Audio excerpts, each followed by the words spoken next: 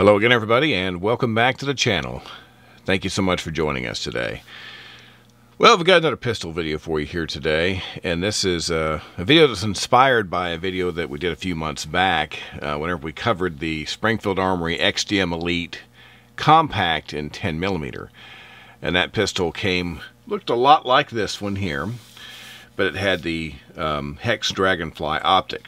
Now this is the XDM Elite 3.8-inch compact OSP N45 ACP, and as you can see, this one does not have the optic. Got some feedback from some people that wanted to discuss the 45 ACP version of this weapon, whether it was a better option minus the optic and the caliber, because some people don't feel like 10mm is as easy to shoot or as easy to have in your carry gun. So with all that in mind, we're going to take a look at this pistol. We're going to address all those concerns and talk about all the features, and we're going to do that in just a minute.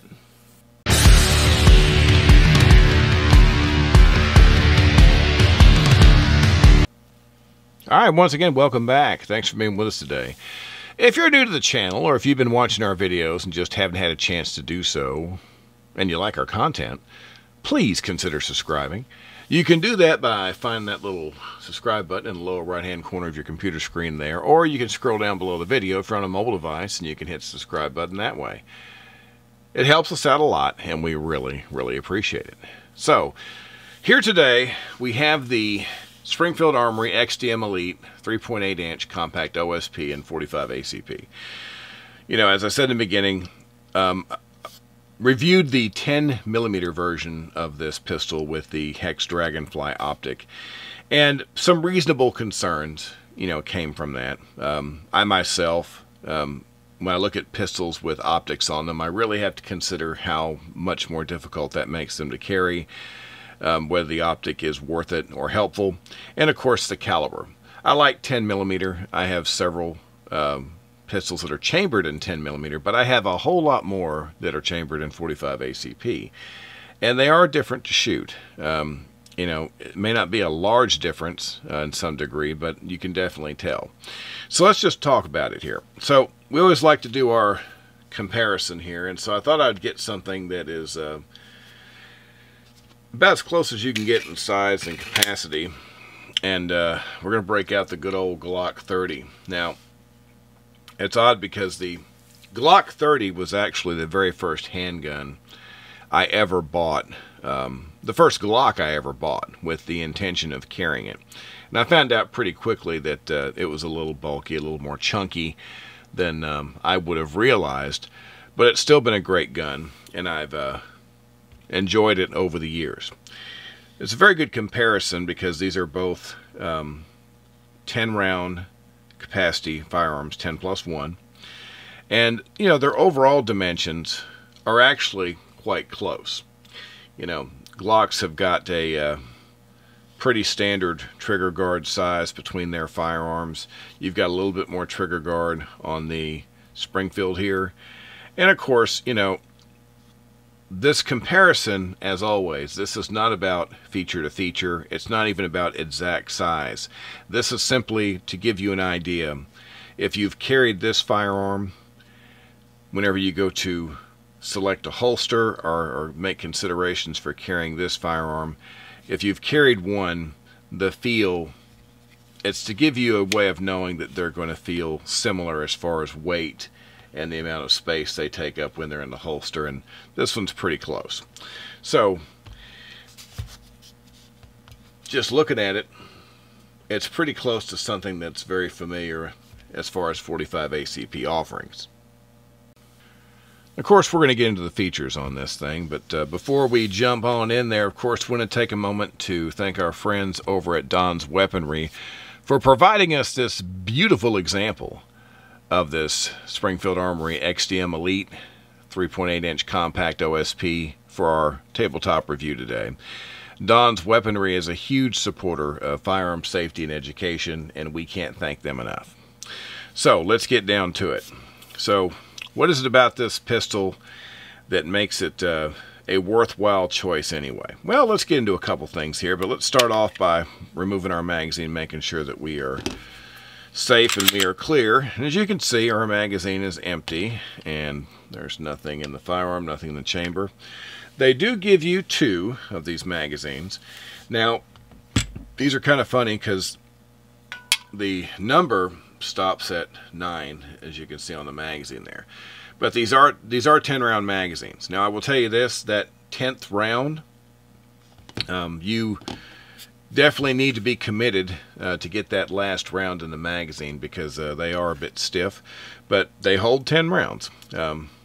I looked at that and I found that so odd that I had to double check it, but they are definitely 10-round magazines. So, looking the firearm over in no particular order, of course, let's get the basics here. Of course, this is a striker-fired polymer frame semi-automatic pistol. Your slide is a forged steel, what they call the melanite finish, and it is optics ready. Even though this one doesn't come with the optic, you do have the cover plate here, and you can get the various optic adapter plates from Springfield. Looking at the sights, I like this high visibility sight in the front there, the fiber optic, and you've got the little white U channel. This is a really good sight combination. You know, if you look at that, you can pick up that front sight really well. And whenever we looked at the 10mm version with the optic on it, that's one thing that I was coming back to a couple times about how good the regular sights are. So, you know, optics are nice, but if you can save a little bit of room as far as the firearm, you know, how tall it's going to be in the holster, you know, bulkiness, things like that, if you can function well with just standard sights, which I think most people can, this is a pretty decent sight setup to have. I like it. It's not bad at all. You do have a small accessory rail here, you can see, so if you are the type of individual who likes to put lights and lasers on your firearm, you can do that here. This is your takedown lever. This is pretty simple. Like many firearms built like this, you can see this little notch here in the front. You simply pull that notch to the back and line it up. You rotate that lever down and the slide comes off, and then it's like any other handgun basically as far as your internal components. It's pretty simple. You've got some pretty decent serrations on the slide here on the front and rear. Even with the heavy leather gloves on, I can feel these pretty good. So that's a pretty nice job they did there. You do have your slide release. It is ambidextrous. And same thing with your magazine release. If you look, this one is lefty friendly because you do have magazine release on both sides, which I find kind of nice. You do have a grip safety on this weapon. So if you're used to carrying a 1911 and you like that kind of option, it has it. You have your cocked striker indicators, what this is. Obviously we know the weapon is empty, but if I pull the trigger, you'll see that go away.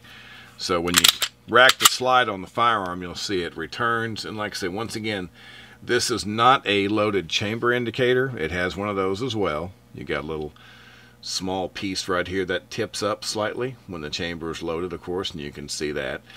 But this is simply a loaded striker. This is a striker is cocked and ready to fire, and of course that goes away when you pull the trigger.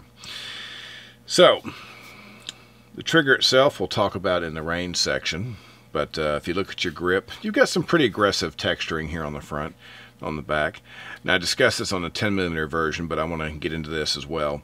So you have the 10 round magazines that come standard with this. Now this mag well, to me this mag well is kind of awkward. If you had really small hands, this might be okay. I was able to do the 2-finger grip thing with it, and I could function pretty well with the firearm. It's just kind of weird when your pinky, has to be separated by that lip. But it's not bad, but you can actually take this off. And then the other thing that you can do when you get it off is that you can get extended magazines for this firearm that are 13 rounds. Now, when you do that, you have to make one slight consideration. You see here you've got your back strap.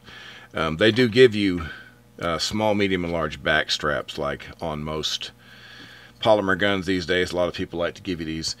You have to select your magazines from Springfield based on which one of these back plates that you have, because it's a continuation of that size.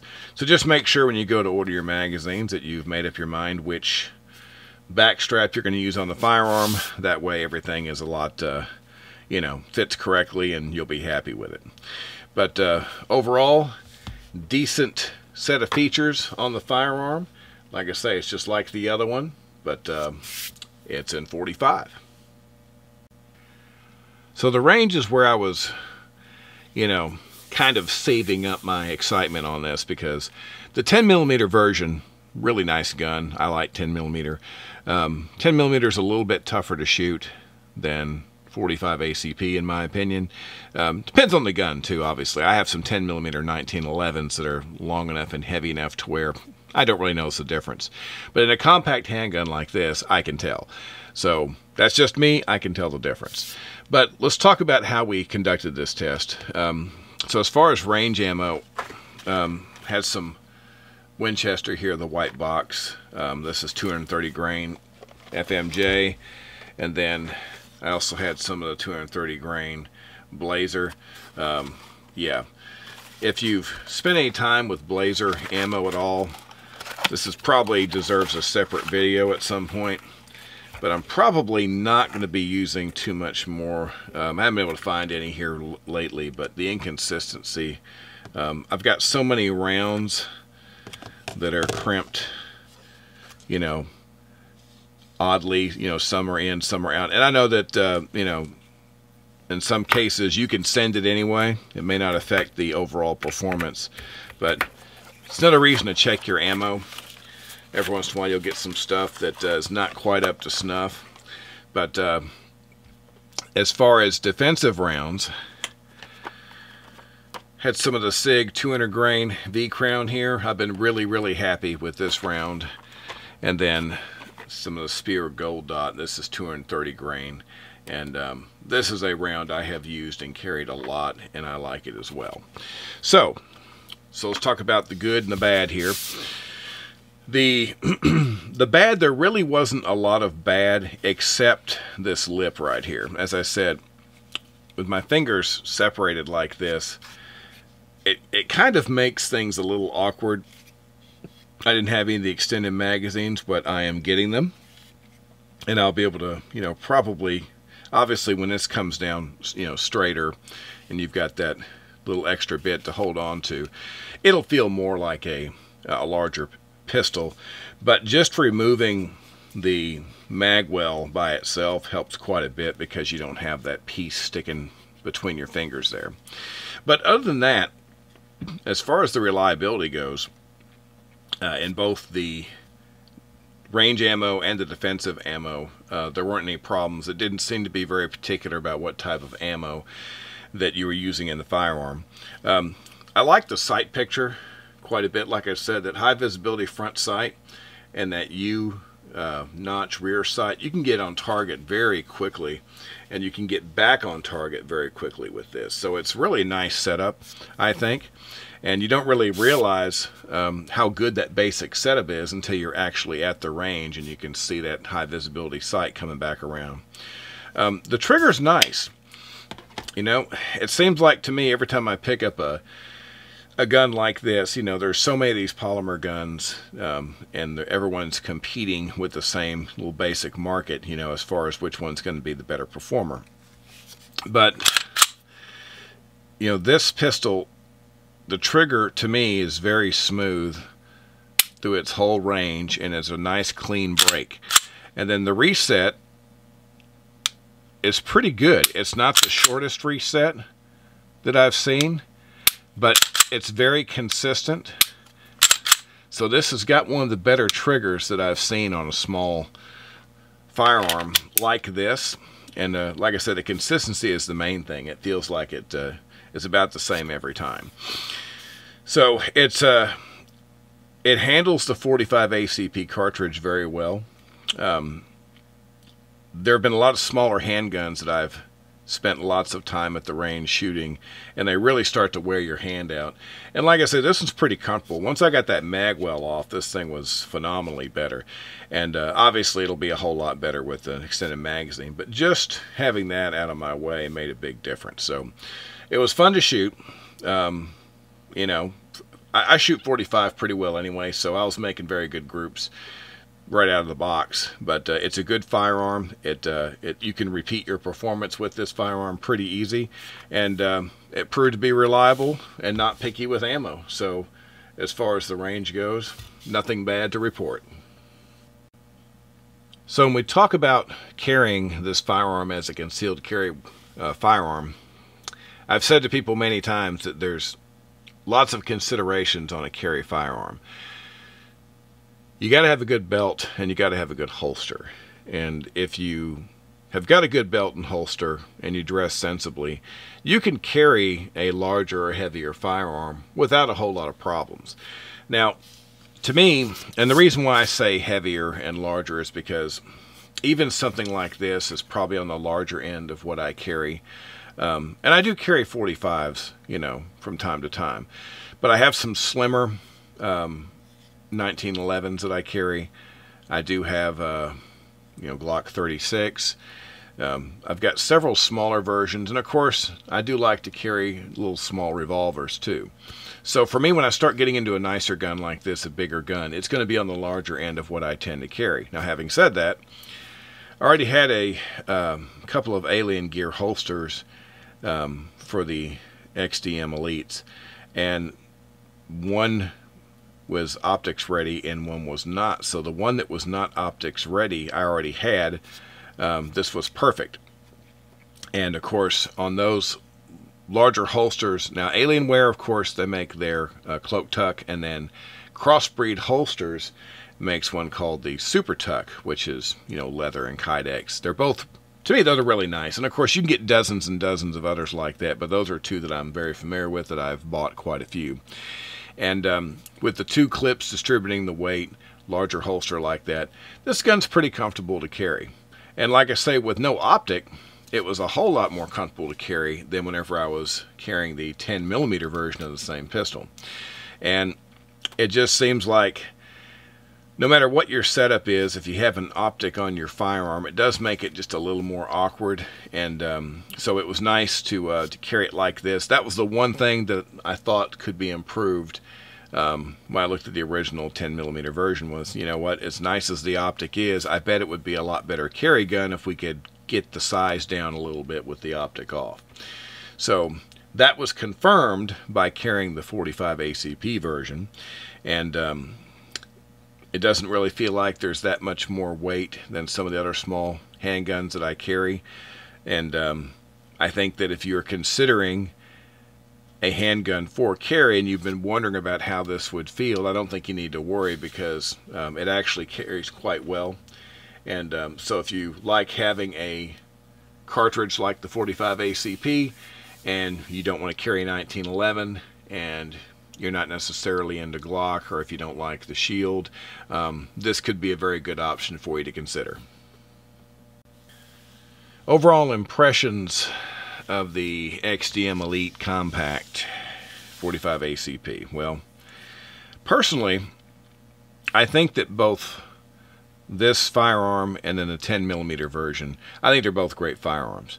You know, I said in the beginning that I'm a little more partial to 45 ACP just because I have more guns chambered in that cartridge. I probably spend more time shooting the 45 ACP cartridge, and I'm pretty good with it. I like it.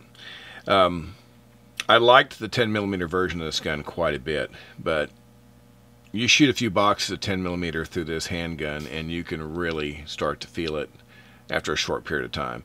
Now, granted, we are talking about a firearm that's going to be for concealed carry, so as far as if you ever need the firearm in a situation where it's going to serve its defensive purpose, obviously we're not talking about, hopefully in a perfect world, that there's not going to be just a whole lot of shooting going on. So the hand fatigue issue, the amount of energy that you're feeling, should never be in question. But it does come up at the range for sure. With that in mind, I can shoot 45 ACP. I can shoot a long day at the range and still be very comfortable. This was a lot nicer to shoot than the 10mm version. And to me, I like the optic, don't get me wrong. The Hex Dragonfly is a nice optic. And I think it's great that they've made so many advances that you can get these. But as far as the gun that I'm going to carry on me, I probably tend to steer away from stuff like that. I tend to not go with optics. It's the same reason I don't have lights and lasers on my gun. It's just extra stuff to me, this is just me, that makes what's supposed to be a smaller gun back into a big gun. And so to me, this really made this into a good compact carry solution. I think it's a well-made firearm. It showed at the range it was very dependable. It's very accurate. And, you know, as far as, you know, pricing, it's comparable to, you know, getting a Glock or a Shield or any one of those weapons. And of course you do have the extended magazine options available. You just got to make sure you match up your back strap when you order them. So you can turn this easily into a 13+1 firearm with backup magazines and be as prepared as you want to be. So I think it's a good solution. The Springfield, the XDs have come a long way, and of course the XDM Elites here are really good examples of how far they've come with these firearms. So if you've been thinking about it and you're partial to 45, I think that you would like this. So I think that's going to do it for today. Well, of course, we appreciate you as always being with us. We're going to be back very soon with another video for you. So until then, as always, everyone stay safe and have a great day. Thank you.